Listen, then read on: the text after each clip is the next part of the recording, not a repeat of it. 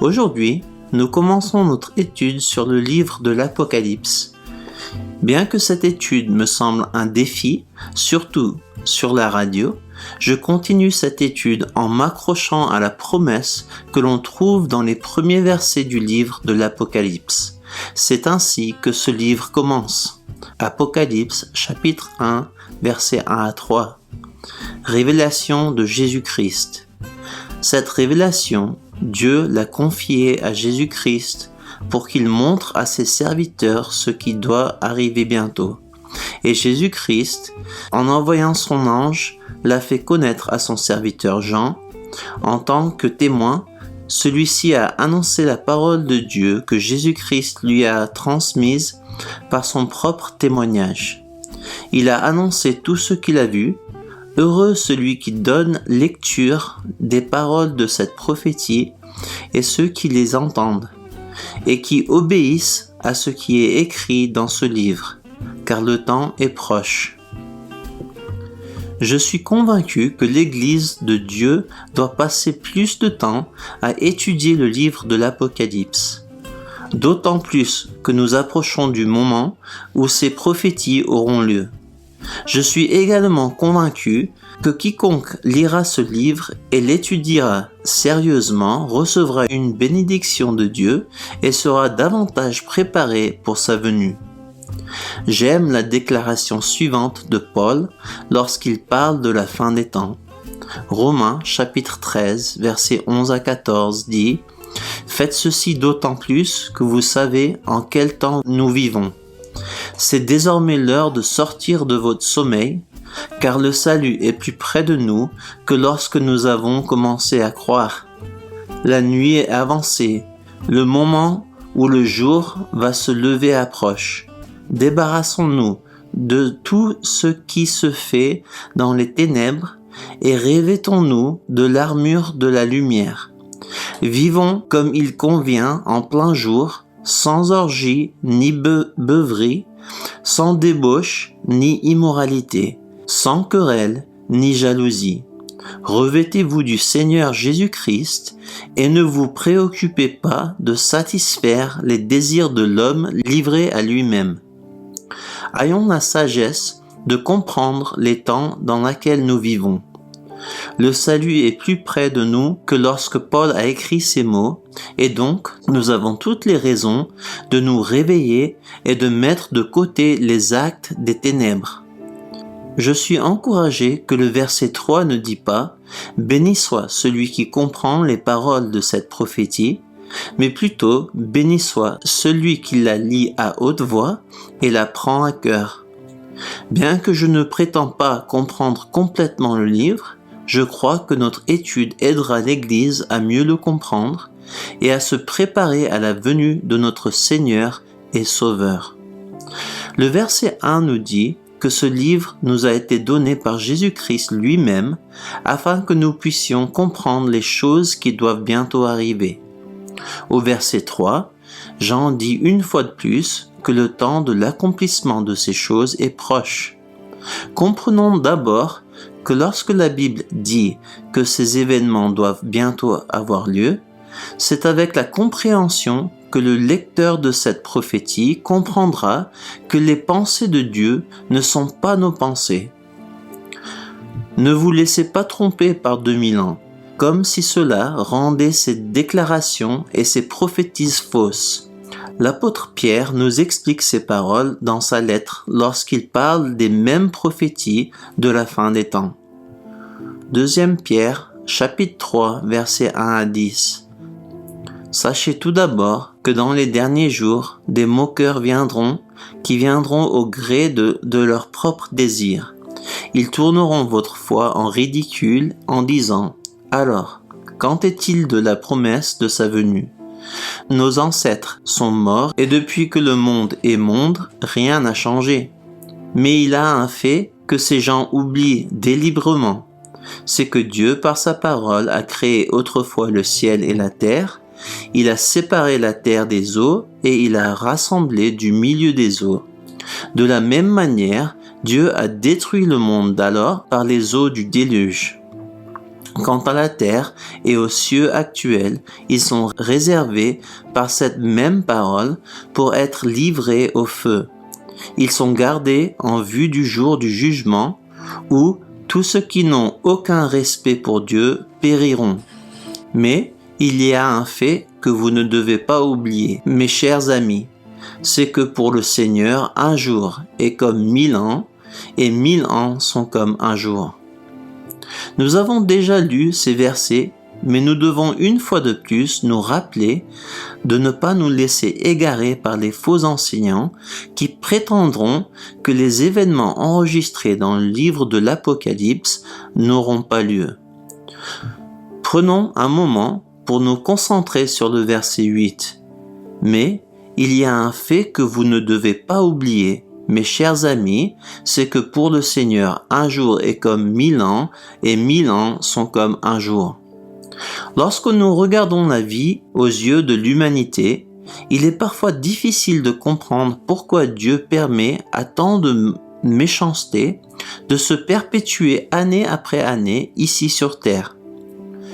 Ce n'est que lorsque vous regardez les choses du point de vue de Dieu que vous pouvez comprendre un peu mieux comment Dieu peut supporter une courte période de péché. À notre avis, il y a eu 6000 ans d'atrocités qui ont été autorisées à se produire ici sur terre et il semble qu'il n'y aura jamais de fin. Il semble que les méchants vivent des vies merveilleuses alors qu'ils abusent les pauvres du monde. Le verset 8 nous explique que Dieu comprend le temps tel qu'il est vraiment.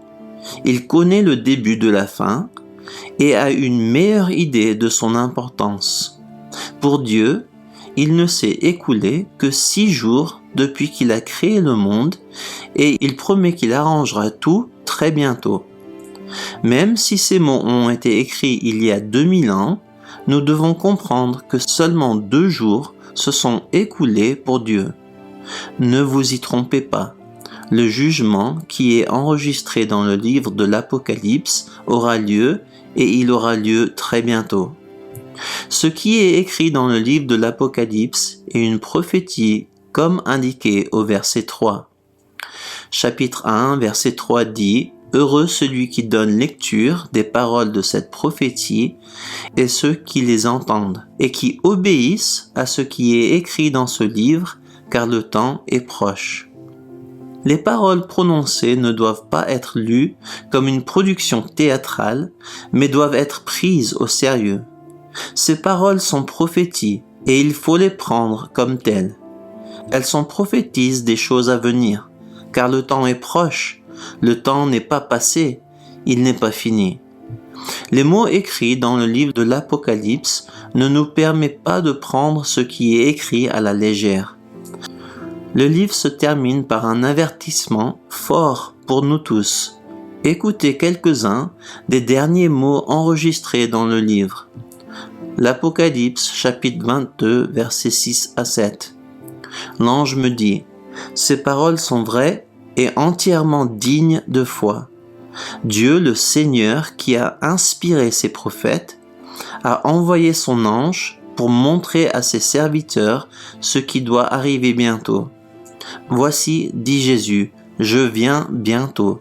Heureux celui qui obéit aux paroles prophétiques de ce livre. » Les anges disent que les mots écrits étaient dignes de confiance et vrais.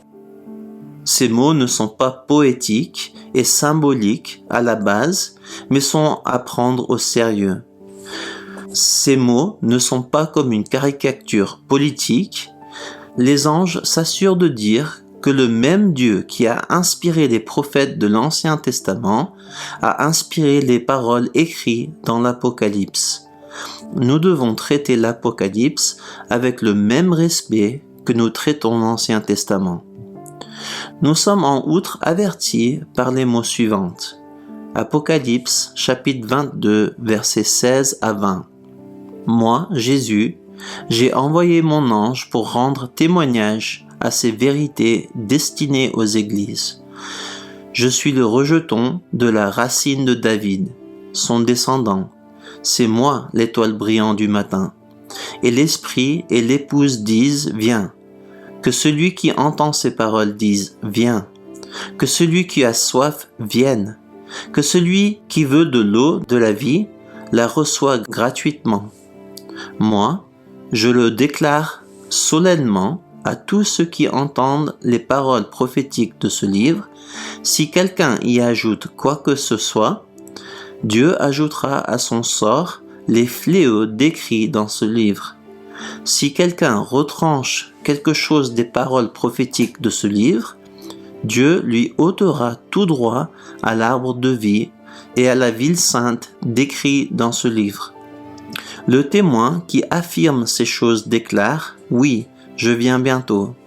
Oh oui, qu'il en soit ainsi, viens Seigneur Jésus. » Ceux qui enlèvent ou ajoutent aux paroles prononcées dans ce livre ne seront pas autorisés à entrer dans la vie éternelle. Il y a une condamnation éternelle pour ceux qui ne prennent pas ce livre au sérieux. Continuons à lire ce qui est écrit au chapitre 1, versets 4 à 6. Jean salue les 7 églises qui sont dans la province d'Asie. Que la grâce et la paix vous soient données de la part de celui qui est, qui était et qui vient, de la part des 7 esprits qui se tiennent devant son trône, et de la part de Jésus-Christ, le témoin, digne de foi, le premier-né d'entre les morts, et le souverain des rois de la terre. Il nous aime, il nous a délivrés de nos péchés par son sacrifice, il a fait de nous un peuple de rois, des prêtres ou serviteurs de Dieu, son Père. À lui donc soit la gloire et le pouvoir pour l'éternité. Amen. Les versets 2 et 9 nous disent que ce qui est écrit dans ce livre est le témoignage de Jésus, et au verset 5 il est dit que Jésus-Christ est un témoin fidèle de ces choses. Jésus lui-même témoigne des événements futurs qui auront lieu à la fin des temps, par l'intermédiaire de Jean, son serviteur. La venue du Seigneur est définitivement un thème principal de ce livre. Il est répété plusieurs fois dans le premier chapitre. Jésus est celui qui est, et qui était, et qui doit venir, selon le verset 4. Le témoignage qui est enregistré concerne la venue de Christ, comme clairement écrit au verset 7. Voici, il vient au milieu des nuées, et tout le monde le verra, même ceux qui l'ont transpercé, et toutes les familles de la terre se lamenteront à cause de lui. Oui, Amen. Jésus répète une fois de plus ce fait au verset 8. « Moi, je suis l'alpha et l'oméga, dit le Seigneur Dieu, celui qui est, qui était et qui vient, le Tout-Puissant. » Plus tard, au verset 19, Jésus dit à Jean qu'il doit écrire ce qui est maintenant et ce qui arrivera plus tard. Il n'y a donc aucun doute sur la nature de ce livre. Ce livre est prophétique et il nous donne les détails sur la deuxième venue du Christ et de la fin du monde. Nous comprenons également que ce livre est écrit pour tous les chrétiens à tout moment. Écoute les versets suivants, versets 9 à 11. Moi, Jean, votre frère, qui partage avec vous la détresse, le royaume et la persévérance dans l'union avec Jésus. J'étais dans l'île de Patmos parce que j'avais proclamé la parole de Dieu et le témoignage rendu par Jésus. Le jour du Seigneur, l'Esprit de Dieu se saisit de moi et j'entendis derrière moi une voix forte, pareille au son d'une trompette. Elle disait « Inscris dans un livre ce que tu vois et envoie-la à ces 7 églises, Éphèse, Smyrna, Pergamum, Thyatira, Sardès, Philadelphia et Laodicea. » Ce livre est écrit aux 7 églises. Comme nous l'avons compris la semaine dernière, le nombre 7 est un nombre qui signifie complétude dans la Bible. Les 7 églises sont une représentation de l'Église complète de Dieu. Ces mots sont pour nous, chaque chrétien qui a vécu. Ce livre est une bénédiction pour quiconque le lit et le prend à cœur. Chaque lettre aux églises est accompagnée du commandement que celui qui a des oreilles écoute ce que l'Esprit dit aux églises. Il y a beaucoup de pasteurs bien connus qui enseignent à leur congrégation à éviter de lire le livre de l'Apocalypse. Ce livre est destiné à l'Église et s'adresse spécifiquement à ceux qui souhaitent entendre ce que Dieu a à dire sur la fin des temps. Regardons la description de Jésus dans le premier chapitre, versets 12 à 16. Je me retournai pour découvrir quelle était cette voix, et l'ayant fait, voici ce que je vis. Il y avait 7 chandeliers d'or, et au milieu des chandeliers, quelqu'un qui ressemblait à un homme. Il portait une longue tunique, et une ceinture d'or lui entourait la poitrine. Sa tête et ses cheveux étaient blancs, comme de la laine blanche, oui, comme la neige. Ses yeux étaient comme une flamme ardente, et ses pieds étincelaient comme du bronze incandescent, aux sorties d'un creuset. Sa voix retentissait comme celle des grands eaux. Dans sa main droite, il tenait 7 étoiles, et de sa bouche sortait une épée aiguisée à double tranchant. Son visage était éblouissant, comme le soleil quand il brille de tout son éclat. Il y a beaucoup d'images dans le livre de l'Apocalypse, et nous les trouvons tout de suite au chapitre 1. Lorsque Jésus apparaît à Jean, il est parmi 7 chandeliers d'or, et il tient 7 étoiles dans sa main. Le verset 4 du chapitre donne aux églises les salutations des 7 esprits devant le trône de Dieu, et plus tard, on nous parle des 7 cornes sur la tête de Jésus et des 7 yeux sur son corps. Une étude plus approfondie doit être faite sur toutes ces différentes références. À ce stade, nous comprendrons simplement que toutes ces références ont à voir avec l'Église. Regardons les 2 références qui nous sont expliquées ici au chapitre 1. Le mystère des chandeliers d'or et des 7 étoiles nous est expliqué dans le verset 19 et 20. Écris donc ce que tu as vu, ce qui est et ce qui va arriver ensuite. Mais d'abord, voici quel est le secret des 7 étoiles que tu as vues dans la main droite et des 7 chandeliers d'or. Les 7 étoiles sont les anges des 7 églises et les 7 chandeliers, les 7 églises. Les 7 étoiles et les 7 chandeliers ont quelque chose à voir avec l'Église. Je pense que le point principal que nous devons tirer de cette information est que Jésus est complètement impliqué dans son Église. Non seulement il habite parmi eux, comme il l'a promis à ses disciples, mais il tient également les anges des églises dans ses mains. Rappelons-nous les 2 promesses suivantes qui se trouvent dans le Nouveau Testament pour l'Église de Dieu. Matthieu 28, versets 18 à 20. Alors Jésus s'approcha d'eux et leur parla ainsi. « J'ai reçu tout pouvoir dans le ciel et sur la terre.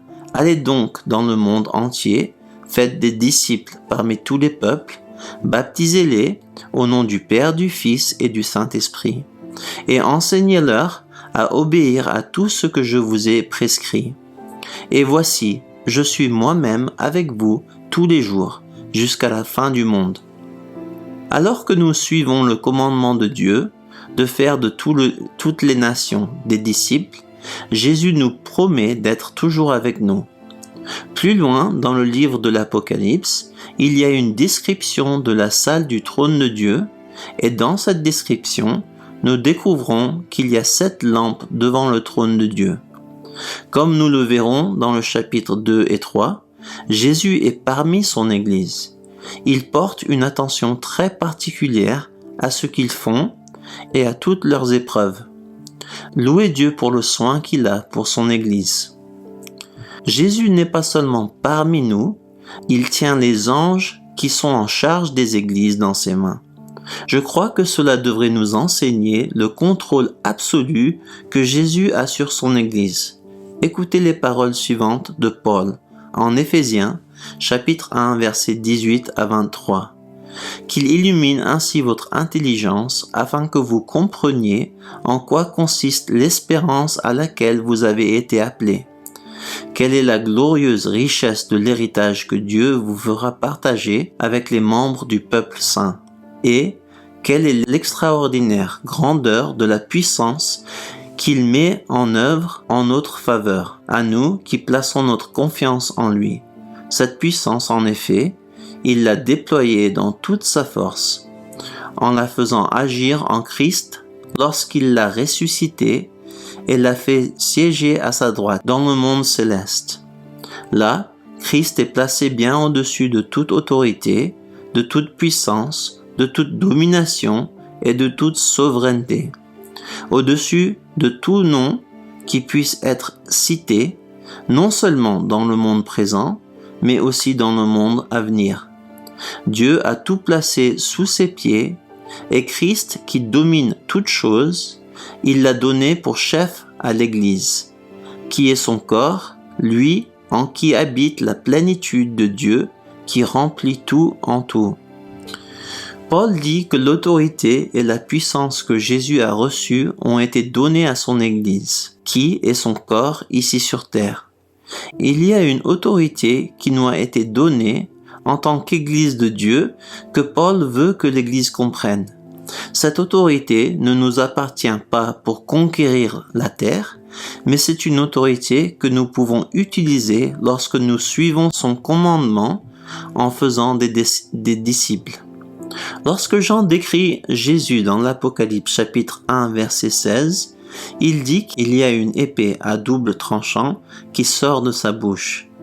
Bien qu'il soit difficile de passer à côté du fait que Jésus revient pour punir le monde, il y a une multitude de faux prophètes de nos jours qui prétendent qu'il n'y aura pas de châtiment éternel pour ceux qui ne croient pas en Christ. Examinons la signification de l'épée à double tranchant selon la Bible. Lorsque nous regardons les exemples qui nous sont donnés à propos d'une épée à double tranchant, nous pouvons rapidement comprendre qu'il s'agit d'un symbole de jugement sur les méchants. Dans le livre des Juges, nous lisons à propos du roi Églon de Moab qui a eu le pouvoir sur Israël pendant 18 ans parce que Israël avait péché et tourné le dos à Dieu. Quand Israël est finalement revenu à la raison et s'est tourné vers Dieu dans la repentance, Dieu a appelé Éhoud. Dans le livre des Juges, nous lisons qu'Éhoud a fabriqué une épée à double tranchant et l'a cachée sous ses vêtements. Éhoud se rend alors chez le roi de Moab et lui dit qu'il y a un message du Seigneur. Une fois qu'ils sont seuls, Éhoud prend cette épée et frappe le roi et apporte la liberté à son peuple. L'épée à double tranchant est une arme qui apporte la liberté au peuple de Dieu et la punition aux ennemis de Dieu dans l'Ancien Testament. Le livre de l'Apocalypse nous raconte comment Jésus reviendra pour apporter la liberté à son peuple et punir ses ennemis. On retrouve la même signification de cette arme dans le livre des psaumes, dans les versets suivants. Psaume chapitre 149, versets 6 à 9. Que leurs louanges retentissent pour Dieu, qu'ils tiennent aussi dans leurs mains l'épée à deux tranchants, pour punir les nations et pour châtier les peuples.